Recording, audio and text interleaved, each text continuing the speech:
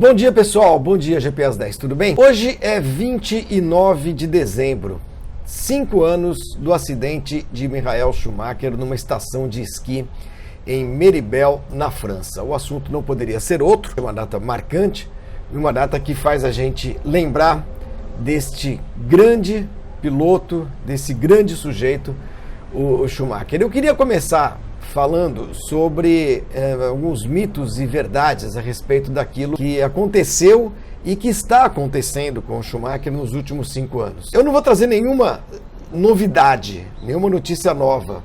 E essa é a única verdade que a gente consegue reconhecer nesse meio de notícias falsas, de bobagens, de mentiras que têm sido contadas nos últimos 5 anos, numa corrida estúpida por audiência e por venda de jornal, ou seja lá o que for. A única verdade é que nós não sabemos como está o Schumacher, né? Nosso público, em geral, jornalistas inclusive.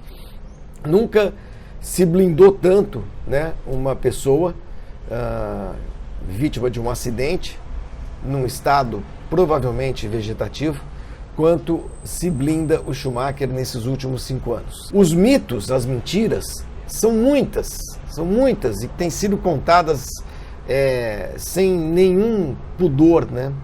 Por vários tipos de veículos de comunicação, alguns de verdade, outros não, apenas sites conta-cliques, essas coisas todas, como histórias sobre sair do coma, dar risada, se comunica com os olhos, chora, vê o lago e se emociona. Gente, poucas pessoas têm acesso ao Schumacher, né? Poucas pessoas têm acesso ao Schumacher. As que têm são muito próximas da família e, pela proximidade, são pessoas de absoluta confiança da família Schumacher. Eu diria que a pessoa que hoje mais tem informações, que não pertence à família, claro, sobre o estado de saúde do Schumacher, é o Jean Todt, que era o seu chefe na Ferrari, hoje é presidente da FIA, e que se tornou um amigo muito próximo da família Schumacher e que o visita com alguma frequência. Outros pilotos, companheiros de equipe, ex-companheiros de equipe, gente que trabalhou com o Schumacher, que o conheceu, que teve a chance de vê-lo, não fala nada. E eu acho que isso é um pedido da família que deve ser respeitado. Acima de tudo, ninguém é obrigado a divulgar o que não quer. Embora os fãs do Schumacher, que são milhões no mundo inteiro, se sintam no direito de ter alguma informação. Mas é um direito que termina exatamente onde começa o direito da família de preservar a privacidade do Michael, como queiram, né? Da maneira como eles acharem melhor. O acidente aconteceu no dia 29 de dezembro de 2013 em Méribel, na França. Schumacher, que é um bom esquiador, era um bom esquiador, falo disso com testemunho próprio, né? Porque durante muitos anos eu participei como convidado daquele evento que a Ferrari fazia no começo do ano em Madonna di Campiglio, que é uma cidade nos Alpes italianos, que reunia pilotos da Ferrari, pilotos Marlboro no Mundial de Moto Velocidade, por exemplo, imprensa do mundo inteiro. Era uma espécie de boas-vindas à temporada que estava por vir, né? Era um grande evento para jornalistas, para convidados. Desse evento faziam parte várias atividades na neve, né? E o Schumacher descia a montanha lá de esqui, com tochas, com farolete no capacete e tudo mais. Gente, os europeus de países mais frios praticam os esportes de inverno com a mesma desenvoltura que a gente joga bola aqui no Brasil. Faz muito parte da infância da molecada e tal. Então, Schumacher era um bom esquiador e sofreu esse acidente em 2013, sendo, desde então, escondido, né, pela sua família e tendo qualquer tipo de informação controlada, informação oficial e real, pela Sabine, que era sua assessora de imprensa particular. Sabine, que não tinha nada a ver com Fórmula 1, quando entrevistou o Schumacher pela primeira vez. Ele trabalhava para uma revista, o Schumacher gostou muito dela e acabou contratando-a como assessora especial, né, e pessoal. E ela foi com ele até o fim e continua com a família. Receio que a próxima notícia que a gente vai ter do Schumacher vai vir dela, da Sabine. Creio que será sobre a morte dele.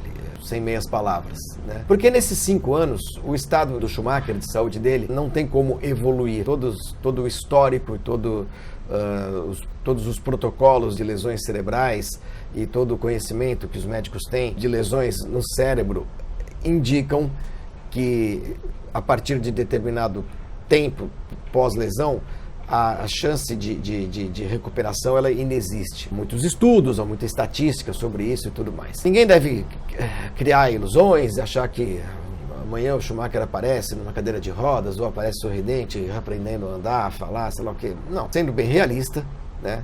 E a partir das poucas informações que se tem dos primeiros dias pós-acidente, já se sabe que a chance de recuperação não existe. Mas o que mais me surpreende nessa história toda, o que mais me espanta, é o fato de nenhuma imagem ter vazado até hoje, né, do Schumacher, seja na montanha, seja no helicóptero que o levou para o primeiro atendimento médico, seja nesse primeiro centro médico onde ele foi, nesse primeiro hospital onde ele foi atendido, depois o outro hospital na França, depois o transporte dele para a Suíça, depois o transporte dele para a casa dele, enfim. Muita gente teve contato com o Schumacher, profissionais, piloto de helicóptero, piloto de ambulância, maqueiro, enfermeiro, anestesista, cirurgiões, médicos de várias especialidades, empregados da sua casa, e até hoje não apareceu uma fotografia, o que é espantoso. Não estou dizendo aqui que eu queria ver, não, que eu quereria ver, não é isso. Estou dizendo apenas, estou constatando o fato que é espantoso na era que a gente vive, em que tudo é fotografado, tudo é filmado, tudo é gravado, tudo está sendo registrado, nenhuma imagem apareceu. E eu acho que isso é fruto do cuidado, né, que a família do Schumacher tem tido com ele nesses 5 anos, né? Seu filho, Mick, corre hoje, vai para a Fórmula 2 no ano que vem, 2019. Há um acordo tácito entre os jornalistas que cobrem as categorias pelas quais o Mick Schumacher tem passado e ele, de não se falar sobre o pai. Creio que isso talvez mude um pouco agora com ele na Fórmula 2, porque ele passa a se inserir num ambiente, que é o ambiente da Fórmula 1, onde há muito mais imprensa, há muito mais jornalistas, e eu acredito que ele será perguntado sobre o assunto em algum momento, a não ser que haja novamente alguma determinação da parte dele, falar, gente, disso eu não falo, e se ele disser isso no primeiro dia, na primeira entrevista que for dar para a turma da Fórmula 1 hoje, que é a mesma que cobra a Fórmula 2, enfim, é mais ou menos o mesmo pessoal que está ali acompanhando, as pessoas vão respeitar e assim será. Schumacher é um cara que eu conheci bem. Eu fui o primeiro jornalista brasileiro a entrevistá-lo, pelo menos para a mídia escrita, tá? Eu não quero ser presunçoso aqui, não é isso, mas é porque na segunda corrida dele, já em 91, no Grande Prêmio da Itália, em Monza, eu fiz pela Folha de São Paulo aquilo que a gente chamava de ping-pong, que são aquelas entrevistas de perguntas e respostas rápidas, né? Não rápidas, perguntas e respostas, a gente chamava de ping-pong quando era publicado na forma de perguntas e respostas. E como o Schumacher tinha substituído o Moreno naquela ocasião, era a sua segunda corrida, a primeira tinha sido na Bélgica, algumas semanas antes, pela Jordan, ele substituiu o Moreno na Benetton, e eu fui entrevistá-lo. Então está lá registrado, se vocês procurarem no acervo da Folha de São Paulo, o Grande Prêmio da Itália de 91, não sei se isso saiu na sexta, no sábado, no domingo, enfim, em que dia que saiu essa entrevista. E acompanhei toda a carreira dele até o fim, menos nos últimos anos de Mercedes, quando ele voltou para os 3 anos de Mercedes, que foram muito importantes para montar essa estrutura, azeitar essa estrutura, essa organização que a gente está vendo dominar a Fórmula 1 nos últimos anos. Schumacher teve muita importância nisso, voltou como forma de gratidão à Mercedes, que foi quem bancou a sua chegada à Fórmula 1, pagou para o Ed Jordan $300 mil para ele correr no Grande Prêmio da Bélgica, no lugar do Bertrand Gachot, que estava preso, tinha se envolvido numa briga de trânsito. O Bertrand Gachot, que era belga, em Londres, jogou gás paralisante num motorista de táxi e foi para cadeia. Aí ficou a vaga aberta e o Schumacher, que era piloto da Mercedes, no Mundial de marcas, né, de protótipos, acabou indo correr para a Jordan, história mais do que conhecida. Óbvio que eu não estabeleci nenhuma relação de amizade com o Schumacher, mas a gente se conhecia mutuamente, porque desde a primeira corrida ele estava lá. E eu lembro de algumas passagens com ele, como por exemplo uma vitória na Bélgica. Foi na Bélgica, pelo que eu me lembro, sim, porque eu lembro do tablado ali na sala de imprensa, onde eu fui entrevistá-lo. Aí vocês vão me ajudar, não sei em que ano que ele ganhou pela Ferrari na Bélgica, a primeira dele. Eu cheguei com o gravadorzinho, acabava a entrevista, a gente trepava no tablado ali para ouvir os caras, gravar os pilotos e tudo mais, né? E eu não tinha esse cercadinho que tem hoje, essa coisa meio civilizada demais que tá a Fórmula 1. Então eu perguntei pro Schumacher assim, já ganhou 2 campeonatos do mundo, já ganhou muita corrida e tudo mais, e aí ganhar... Ele tava no telefone, né? Antes de eu fazer a pergunta, no celular. Aí ele desligou e eu fiz a pergunta. Aí eu falei assim, e aí, ganhar pela Ferrari é diferente? Aí ele pegou o telefone e falou assim, aqui ó, sabe quem estava falando comigo agora? O presidente da Ferrari, o Luca de Montezemolo. Quer dizer, preciso responder? Quer dizer, acabou a entrevista, o cara me liga. Essa foi uma dessas entrevistas que eu fiz pelo rádio, pra rádio com ele. Vai ficar grande esse vídeo, tá, gente? Mas não faz mal, é um dos últimos do... Eu lembro que eu trabalhava na Rádio Jovem Pan, depois disso, né, a partir de 94, tem uma foto que saiu na Auto Esporte.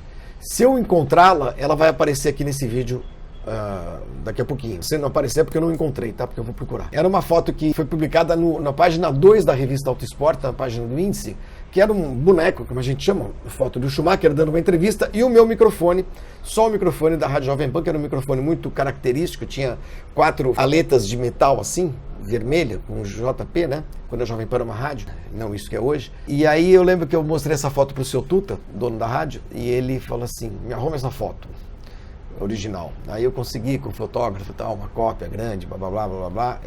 Estava lá na sala do seu Tuta até a última vez que eu entrei na Jovem Pan em 2001. E foi o maior elogio que eu recebi do dono da Rádio Jovem Pan pelo meu trabalho de anos com Fórmula 1, porque ele era muito vaidoso com relação à emissora, né? E ele achou o máximo aquilo, uma foto que aparecia só o Schumacher e o microfone da Jovem Pan. Espero ter achado. Se eu achei, já apareceu aí. Se eu não achei, paciência. Uma vez lá em Madonna de Campilho também, acho que eu já contei aqui, a gente à noite enchia a cara, todo mundo, e ele bebia bem, né? Aí teve uma noite que a gente fez uma bagunça lá mais fechada, tava o Rubinho, uns amigos do Rubinho e tal.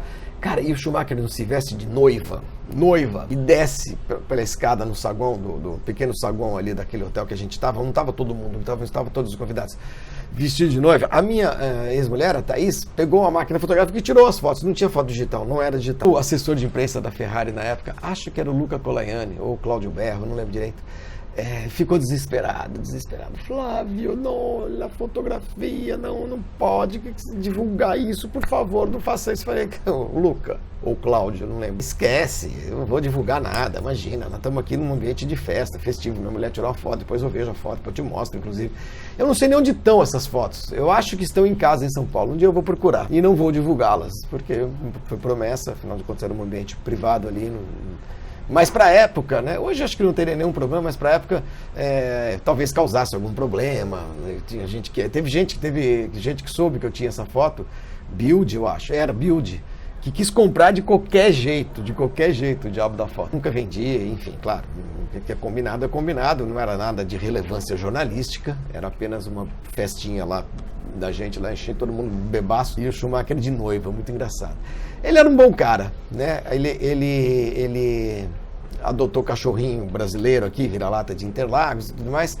E a minha última passagem com o Schumacher se deu em 2006, quando eu era o cara que a Ferrari escalava lá para apresentar aquela entrevista coletiva pré-Grande Prêmio do Brasil, que acontecia sempre no Hotel Transamérica, e depois foi transferido para aquele complexo lá do Hotel Transamérica. Antiga entrevista da Marlboro, depois ficou Marlboro Ferrari Shell, sei lá o quê. Nos últimos anos meus de cobertura de Fórmula 1, eu que apresentava, fazia a tradução, aquela coisa toda das perguntas para os pilotos e tudo. E foi o dia que o Schumacher recebeu aquela tartaruguinha do pessoal do Pânico, né? Que ele brincou, disse que era o Barrichello e tudo mais. Acho que eu já contei essa história aqui também, não vou ficar repetindo. E ele autografou naquele dia uma camiseta minha e a minha credencial. Era a última corrida dele, né, na Fórmula 1. Não sabia que ele ia voltar, é claro. Então foram os únicos autógrafos que eu pedi na vida, eu já contei. O primeiro foi pro Jack Stewart, numa revista 4 rodas, em que ele fez um teste num Zé do Caixão e outros carros, né, brasileiros em Interlagos. Louco demais.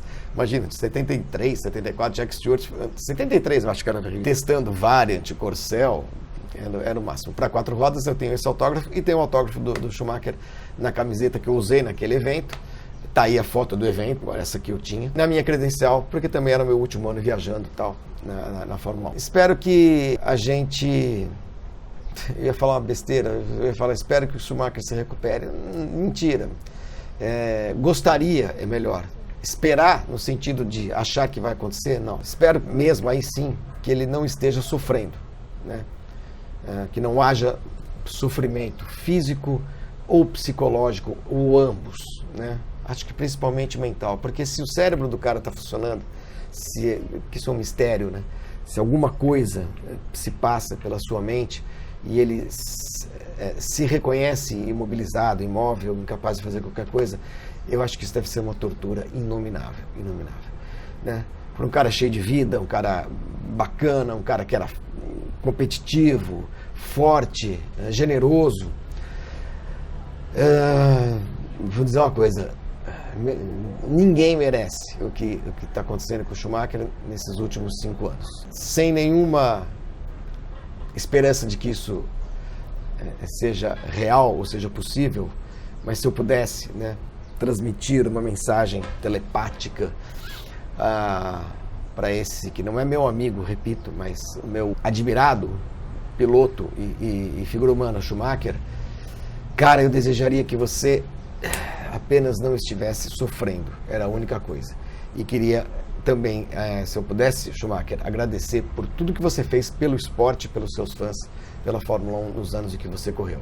Você realmente foi o melhor de todos, em quase todos os sentidos, né? Sei que tem gente que não gosta, sei que tem gente que vai ficar, não sei o que, Dick Vigarista, bobagem de brasileiro. Profunda admiração que eu tenho pelo piloto e pelo homem Michael Schumacher, eu gostaria que um dia você soubesse disso.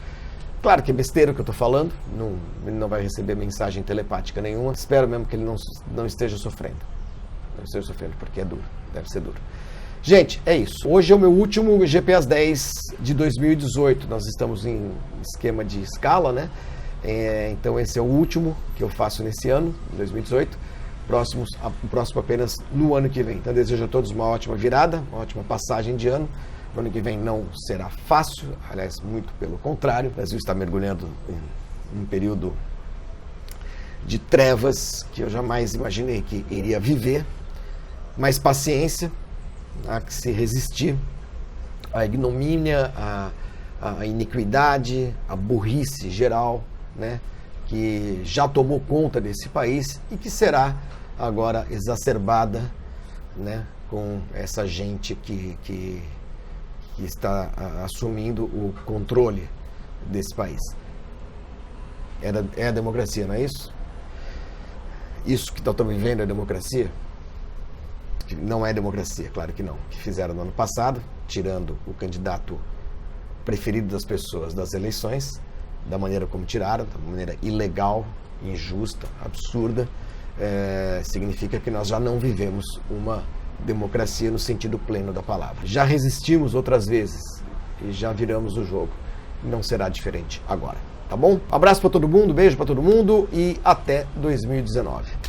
Michael, você era foda.